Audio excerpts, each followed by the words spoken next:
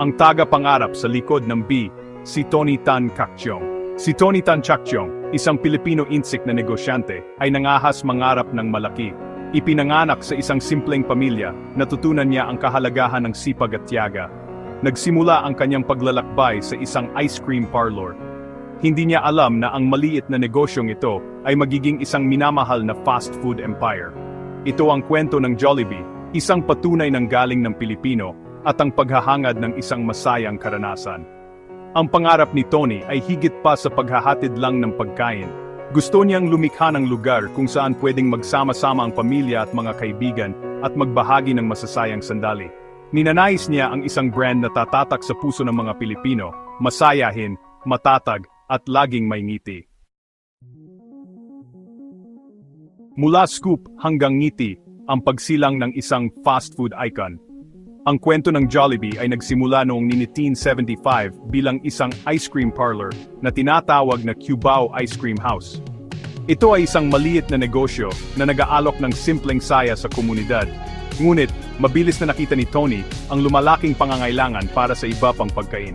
Nakinig siya sa kanyang mga customer at binago ang kanyang menu. Ang pagdagdag ng mga mainit na pagkain tulad ng hamburger at pritong manok ay naging malaking tulong. Nagustuhan ng mga tao ang kakaibang lasa at ang abot-kayang presyo. Di nagtagal, ang ice cream parlor ay naging isang ganap na fast food restaurant at ginamit ang pangalang Jollibee noong 1978. Lasang Pinoy, ang panalong menu ng Jollibee. Ang menu ng Jollibee ay isang selebrasyon ng panlasang Pinoy. Ang bida sa lahat ay ang Chicken Joy, crispy, makatas na pritong manok na bumiyag sa puso at tiyan ng milyon-milyon. Paborito rin ng marami ang Jolly Spaghetti, isang matamis na spaghetti na sumasalamin sa panlasang Pilipino. Bukod sa mga classic na ito, patuloy nagbabago ang Jollibee, nagpapakilala ng mga bagong pagkain na naayon sa gusto ng mga lokal. Mula sa Aloha Burger, kasama ang pamosong pineapple ring hanggang sa peach mango pie. Ang menu ng Jollibee ay nagpapakita ng malalim na pag-unawa sa mga hinahanap ng kanilang mga customer. Pananakop sa Pilipinas at sa ibayong dagat ang paglawak ng Jollibee. Ang paglago ng Jollibee sa Pilipinas ay kahanga-hanga. Ang masayahing bubuyog na mascot ay naging simbolo ng saya, at ang mga restaurant, kasama ang kanilang masiglang kapaligiran, ay naging lugar ng pagtitipon para sa mga pamilya at kaibigan. Mabilis na lumawak ang Jollibee na umabot sa bawat sulok ng bansa. Ngunit ang ambisyon ni Tony ay higit pa sa mga hangganan ng Pilipinas.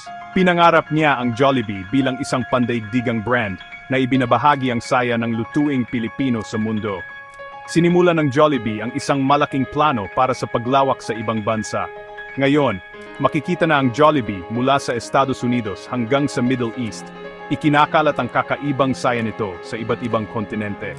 Ang kwento ng Jollibee ay isang patunay sa kapangyarihan ng mga pangarap, tiyaga, at malalim na pag-unawa sa pinagmulan. Ito ay isang kwentong patuloy na nagbibigay inspirasyon na nagpapaalala sa atin na kahit sa gitna ng mga pagsubok, mayroon pa ring dahilan para ngumiti.